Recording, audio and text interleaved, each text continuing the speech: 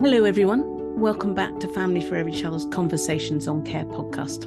My name's Amanda Griffith, and I'm the CEO at Family for Every Child. This podcast is a space where we can hear directly from practitioners about how they are providing care to vulnerable children and youth and families around the world.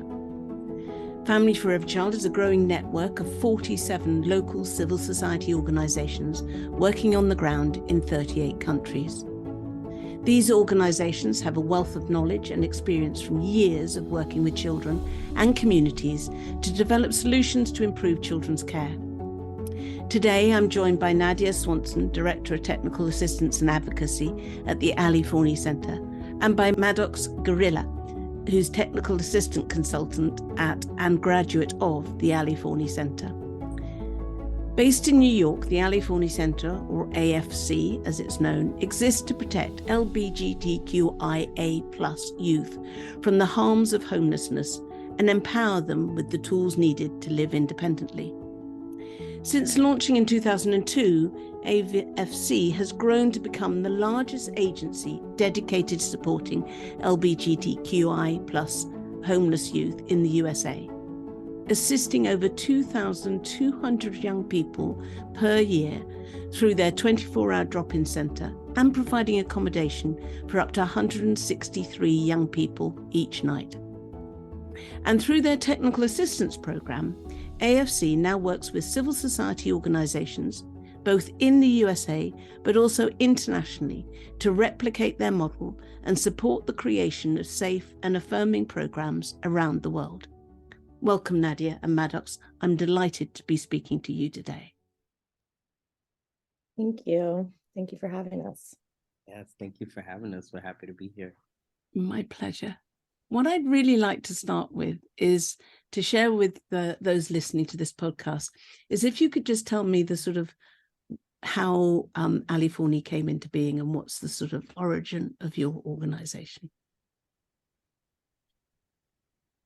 Cool. I'll take a stab at this. So I'll tell you a little history about who Ali Forney was as a person. So Ali Forney was a person that our former executive director met at a drop-in center called Safe Spaces. Was it back like in the late 90s, Nadia, perhaps? Mm-hmm. And yeah, so late 80s, 90s. Yeah, 80s, 90s. And so Ali was a young person who was gender non-conforming, and they were experiencing homelessness. And they also, sometimes they went by Ali, he, him pronouns, or sometimes they went by Luscious, she, her pronouns.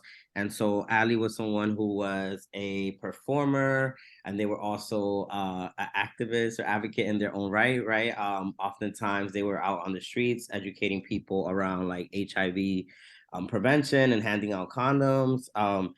Every time Carl talks about Ali, they talk about how they had this very big backpack, and they were just always kind of handing out condoms to folks. And so Ali was someone who was also kind of known for their advocacy, right? Because at some point, a friend of them was murdered. And so like the murders of a lot of trans and gender nonconforming people that go unsolved, they were advocating for it to, for some justice, like, bringing noise. And they actually went down, as a gender nonconforming person, they went down to the precinct and demanded some answers.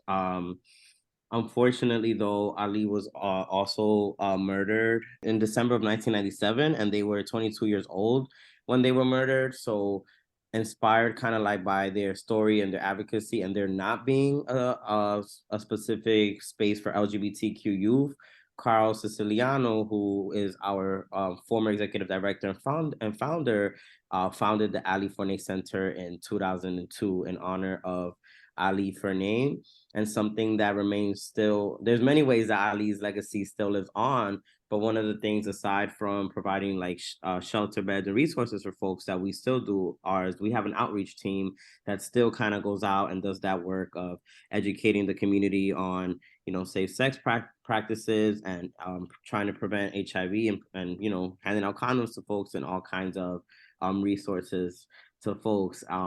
And actually, it's funny because one thing I've been reflecting on is how how that spirit of Ali somehow still is resonant with us, right? Even though they're not here, right? But that spirit of like young people advocating and young people being present in the space that I think is important. And I'll probably get a little bit more into a little later.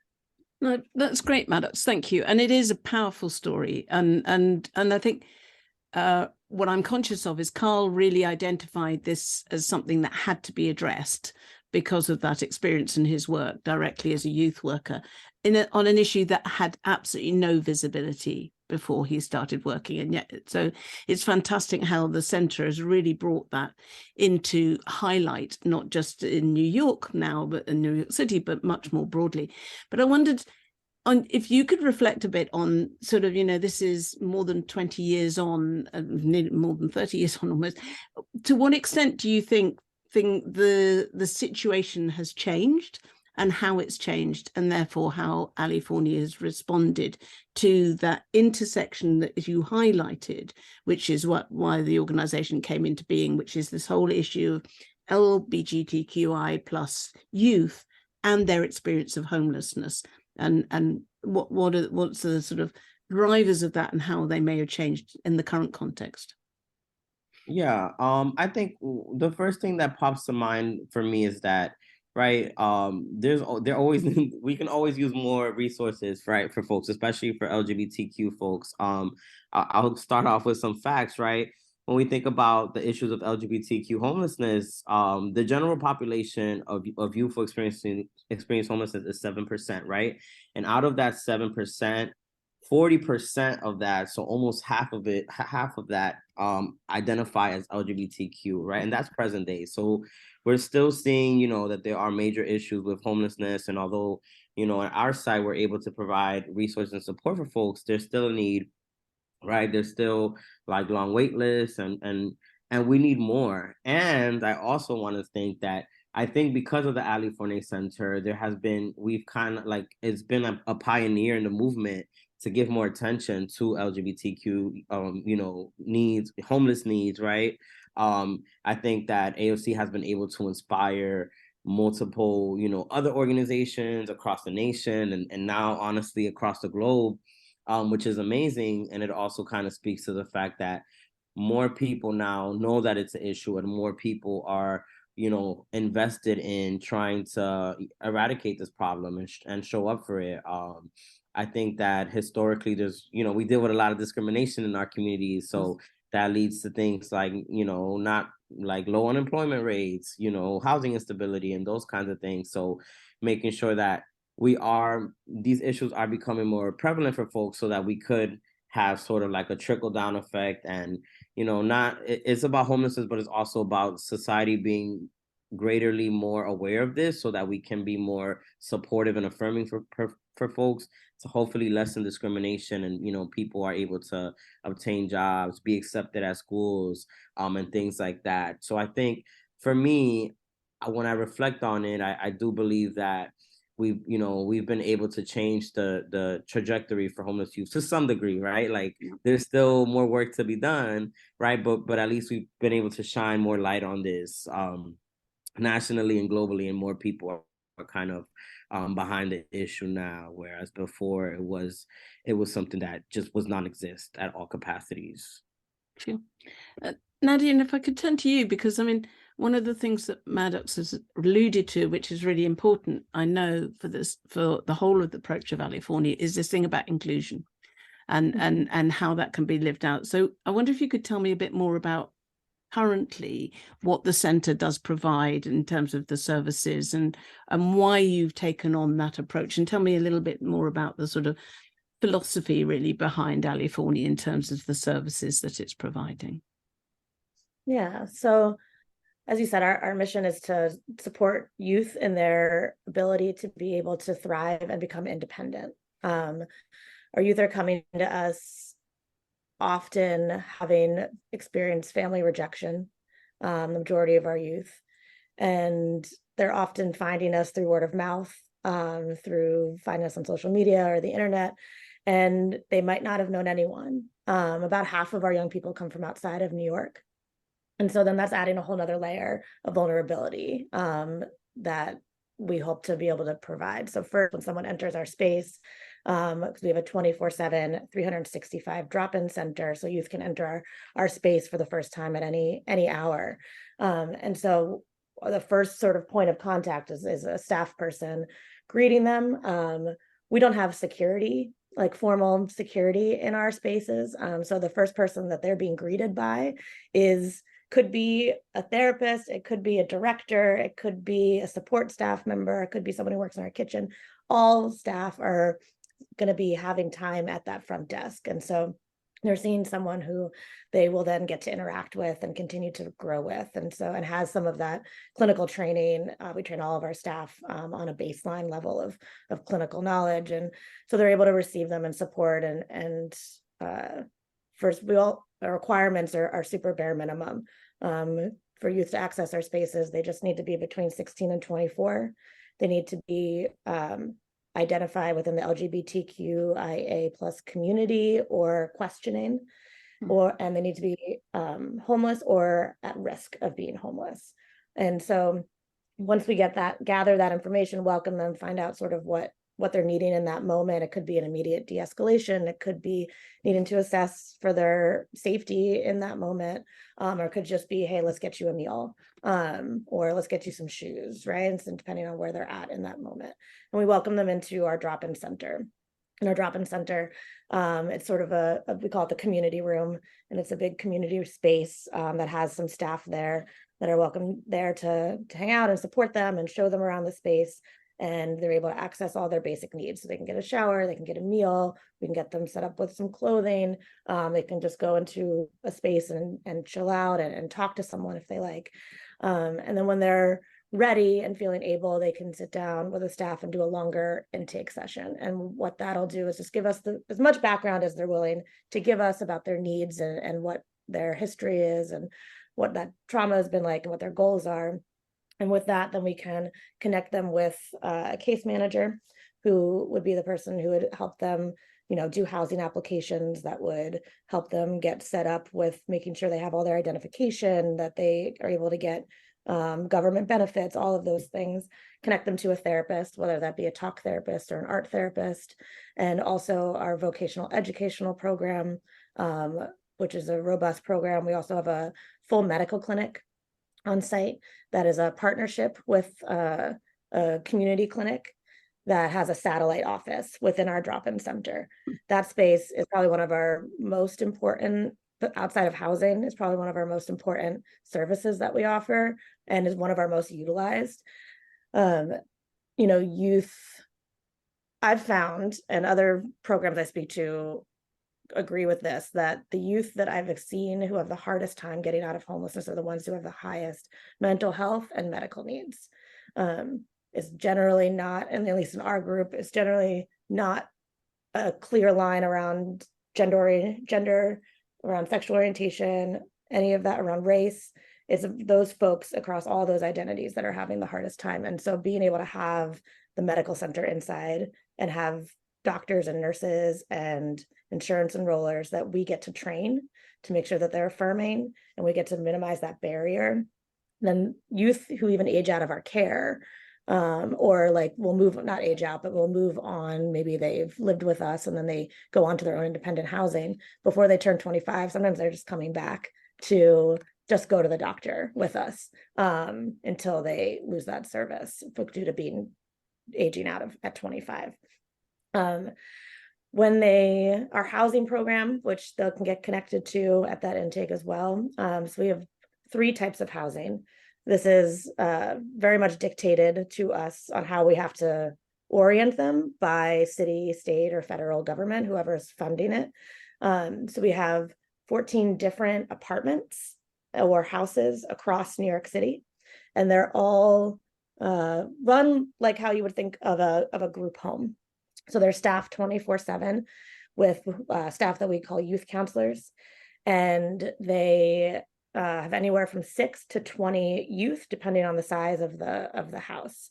And there's, from our drop-in, whether they move right from our drop-in into a housing program or they stay there in the overnight in that drop-in, that community room while they wait for a placement. The next sort of usual step is our emergency housing program. And that's a short-term, 3 to 6 month long stay, very low barrier.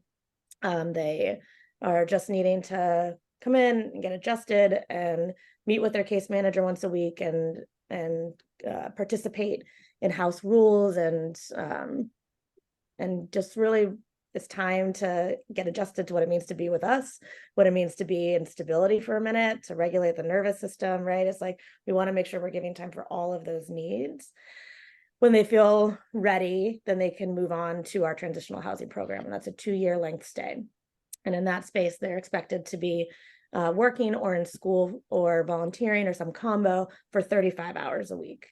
And with that, then they do what we consider like they simulate paying rent. So they have their own bank account that they are then required, if working as part of it, to put aside a certain percentage of their income and show a statement to their case manager every week and show, yes, I'm making deposits, because it's their own separate account to help simulate that. And then hopefully by the end of that 2 years, they have enough saved up to be able to rent a room or move on to whatever their next step is, if moving on to sort of government subsidized housing is not the option for them. And then we have a trans-specific housing program that runs sort of like a combo. It's for our 16 to 20-year-olds, and it's a 2-year length stay, but it starts off with that low barrier few months, and then within that same program, then they'll graduate to more and more independence as that 2 years goes on. And it's specifically for trans and non-binary young people. And whether they're living with us or they're not living with us, youth have access to all the drop-in wraparound support services until they turn 25. Yes, and I want to add like a couple things to what you said too. Yeah. Nadia, like just uplifting why it's so important to have, like you mentioned, like a low barrier space, and talk a little bit about my experience at AFC and why it was so like monumental, right? I think like when you were saying about like not having security when you come in, right, and all of that, even the way that our housing is, right? It's like you're in an apartment, like more like likely more so like what we call like a brownstone in New York City, and you're not in like this institutional place, right? And I always talk about how that does something to your psyche when you are, even though you're sharing space with other people, you're in a home versus being in this place that's very institutional, and like it really does, I think impact your development for sure.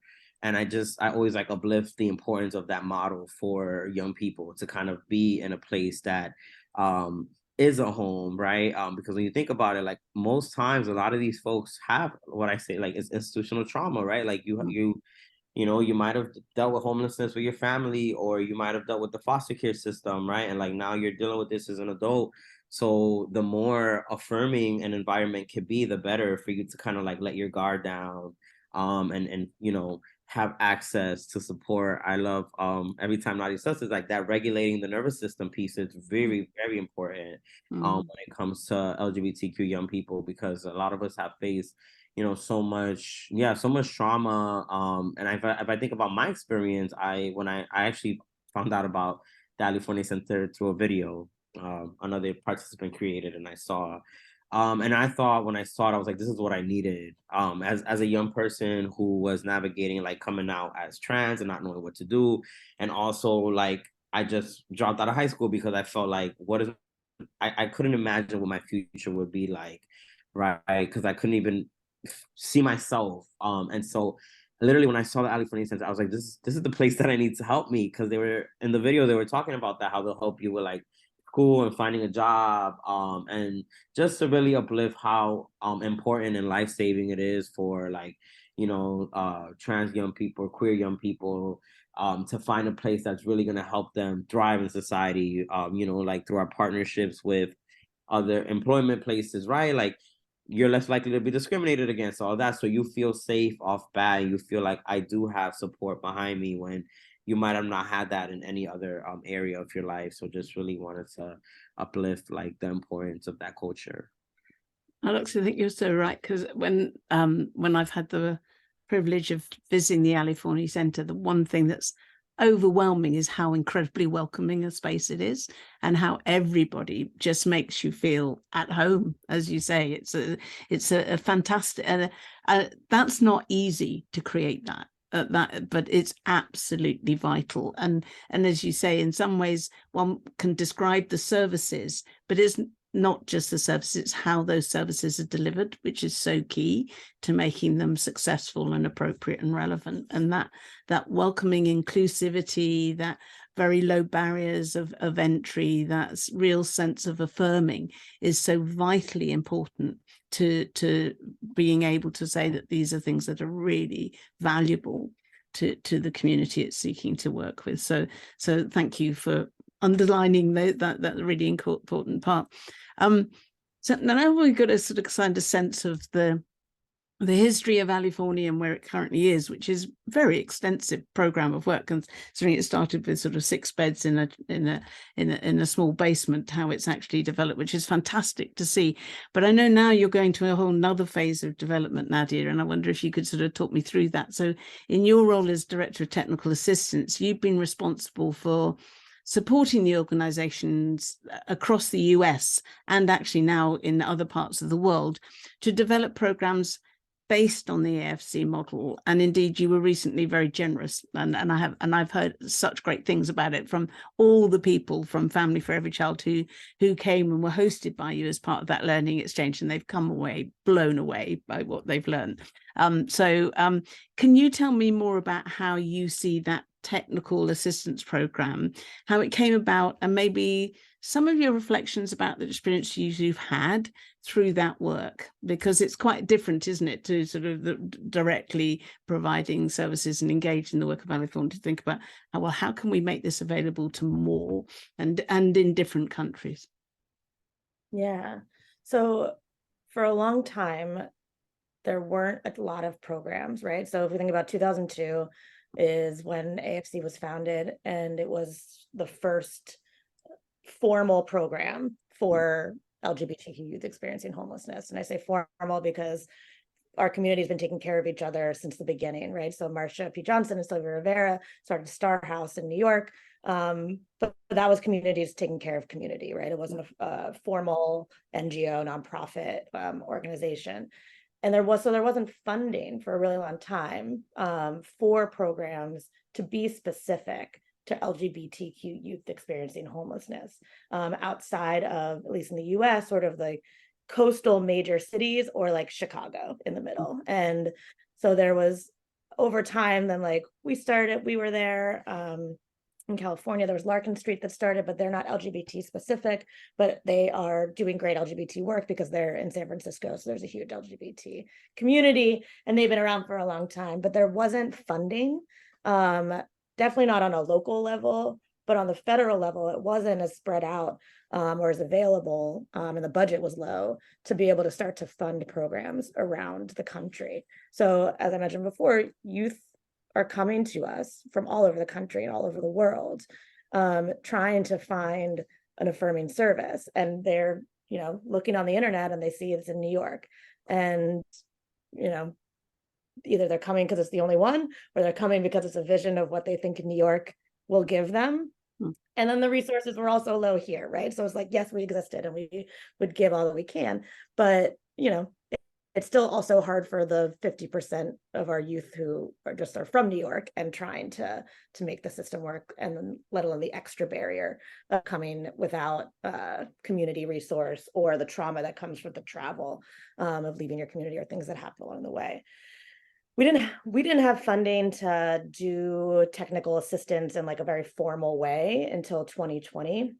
Before that, it was very ad hoc. My predecessor, Cole Giannoni, and Carl Siciliano, the founder, would sort of just meet with folks as they reached out. Programs would every once in a while reach out and ask for a little support, and they would give it as they needed it. And they had a technical assistance conference in 2016. And it sort of stayed there in a sort of bare bones kind of way. And in 2020, I think a combination of there being more funding now across the country to create more programs, more of them were popping up, which was excellent. and also everything that was happening in our world at that time. And as things have, especially in America, have changed, and the attack on trans rights and LGBTQ children and youth and families has expanded, there's been a much larger response of support for us and other organizations to continue to grow programs for youth experiencing homelessness who are LGBTQ. And since then, it's the team has been Carl, myself, and Maddox. And since 2020, we've supported close to 50 programs across the US and about 23 different programs around the world that are at different stages, whether they are a person coming to us with an idea and wanting to get it started, or an established organization that is small and looking to grow, or they're program that is just for all youth and they're wanting to make sure that they're serving their LGBTQ youth in a more affirming way and increase that programming. It's, we call it like technical assistance, and we also call it model replication. And we are offering all the programs that we interact with, all the resources that we have, right? So they have access to all of our documents, all of our handbooks. They want our roommate agreement form, all of it. They can take it and they can copy and paste it or adapt it as they see fit. And so we're doing that. We're giving trainings to participants. We're doing trainings with their staff virtually and in person. In the US, it is much more accessible for us to do like a model replication type program. Sometimes there's little things that need to change based off different funding streams or just the culture of that area or where they're at. So we're also teaching like scalability, right? So it took us 22 years to get to where we are, right? And so it's a lot of going back and which is where Carl comes in so excellently to be like, okay, yes, this is where we are now, and let's work on that and take what we can for now. But what we need right now is going to look more like what we had 15 years ago. So this is how we did that. And then this is how we can, let's create a plan to keep you growing, to get you to where you want to be in a larger way in 20 years. Hopefully in 20 years, we don't need any of these programs. But if we do, we want them to be able to be as robust and affirming as they can be, right? In the international context, it's different. So all the programs that we've interacted with are in wildly different spaces. And for most of them, there's the 1 to 2 to 3 people in the whole country, really, that at least it feels like to them, at least, like that they're the only people who are trying to do what they're doing. It is so isolating. And so it's a big mix of trying to create community, which we do with the US groups as well. But it's even more important for the international groups to have that collaborative experience with each other, because what the privilege we have not only in America, but as New Yorkers, which is already a privilege for not only our rights as queer people, but also financially and the money that we have to have access to create services. It's different than what other programs are needing. So the education from what other programs around the world are experiencing can be just as valuable, if not more valuable sometimes. So it's a lot of, we can share policies, we can share procedures, we can, give training on what trauma-informed care means or how to do a suicide assessment and all those types of things. Often it's sharing a lot of our connections. Who are the people we know? Who are the funders we know? Who are the media people who can help you put together a video to help you for your fundraising campaign, to help lift up the resources that they have available in their toolbox to help them continue to grow in a culturally responsive way of what that makes sense in their communities and in their countries that looks different than us. So what I'm conscious of is that you work on an issue that shouldn't be highly political, but it is. And it's highly political in the US, and under different presidents, it's been more or less an empowering or not environment. But I'm also conscious that in other parts of the world, it's even more dire in terms of how the whole issue is addressed, the fact that it is criminalized still, the fact that it is so I wonder how in your experience of perhaps talking a bit more about replicating this work in other areas, because in many respects, I mean, it may not feel like it, but actually the US as a overall country is far more progressive than many parts of the world around LGBTQIA plus issues, and much more progressed in its ability to have those voices heard and to understand those different communities and to respond and be inclusive. And I wondered if you could just talk about your experiences of working to kind of, I guess you can't replicate, you can sort of share what you're doing, but to enable people in other countries, in different countries, you say, who are incredible because they really are raising this issue for the first time. And if what you sort of particular challenges you faced in trying to advise them as organizations to move into what can be a pretty difficult environment politically in terms of the issues and the communities you're seeking to work with and support.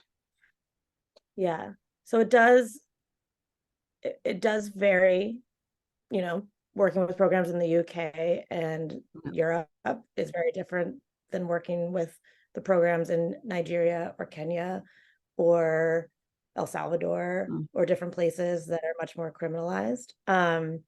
Even the program right in Poland that we work with, they just had a good election that got the super homophobic, transphobic leader out, but it was taking a real backslide for a while. And it was a real surprised. Honestly, doing this work, I learned a lot. I was surprised how ahead we are in certain places, because it does feel like we are behind, especially when it's compared to the UK or Europe. The perception is like, oh, well, they're taking care of their people.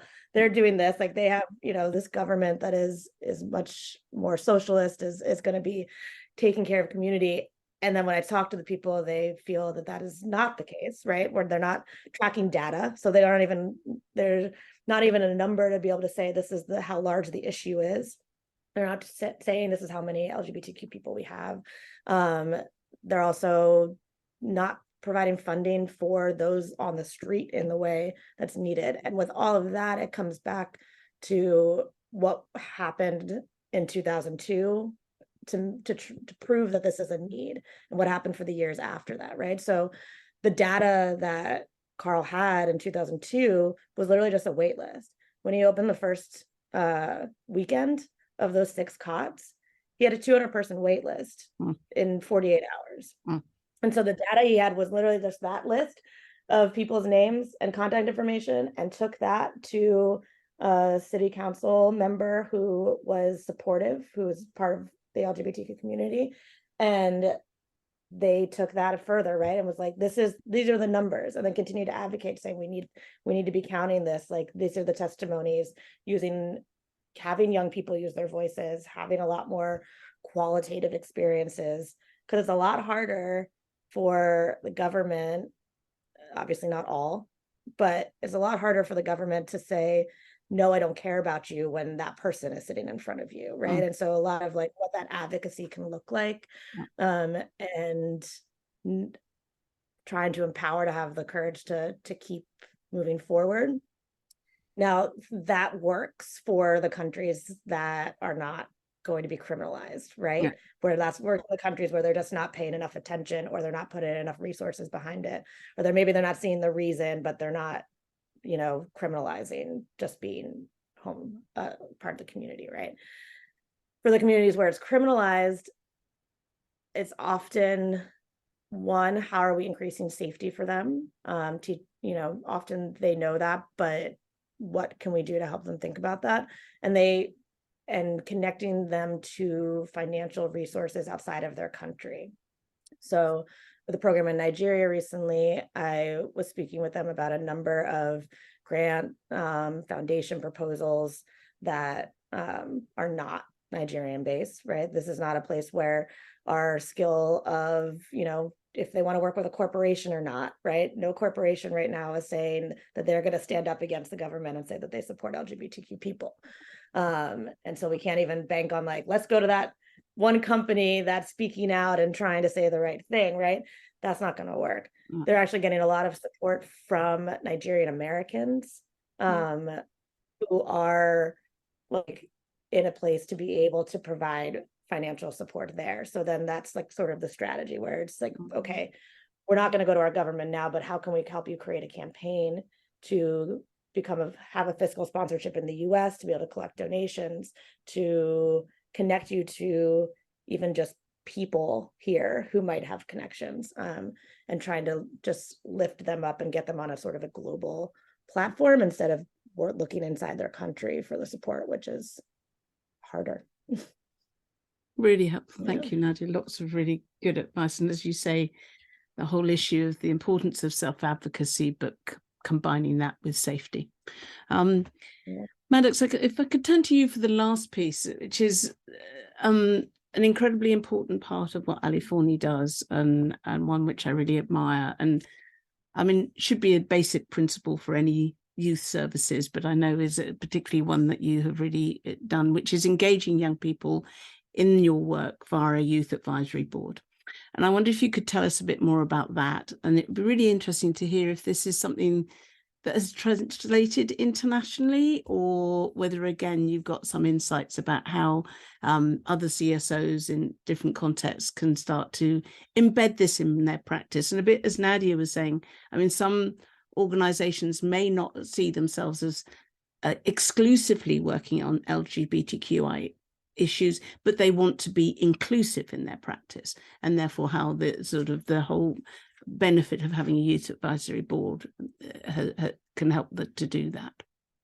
Yeah, for sure. And I love that you mentioned that piece on, it doesn't just have to be folks working within the LGBTQ community. It can be anyone, right? I always say that the people closest to the problem usually have the best solutions, right? And that goes across the board with anything.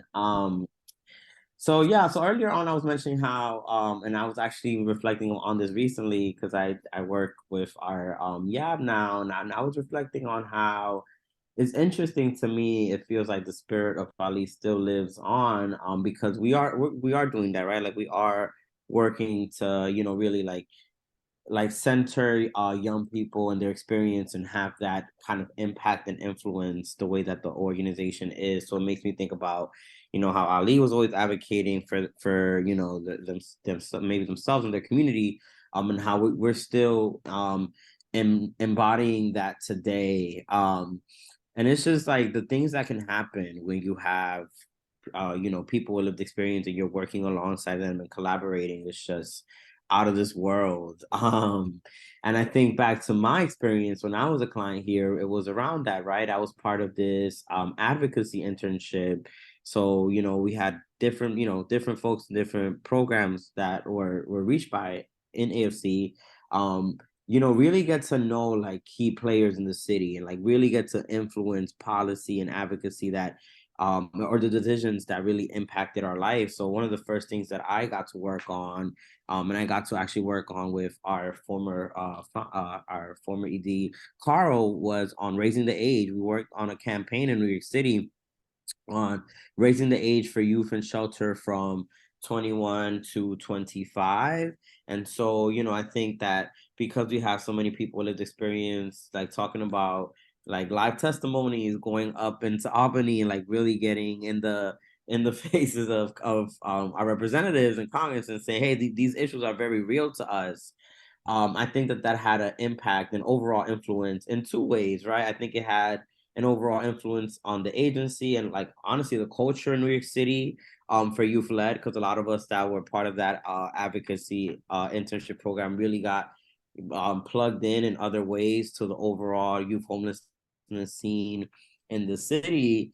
But then also internally in the agency, I started to see how more young people wanted to get involved after like those kind of first iteration of the program. It kind of like became this thing where like more young people are like, wait, I can do that. I can be involved in that capacity.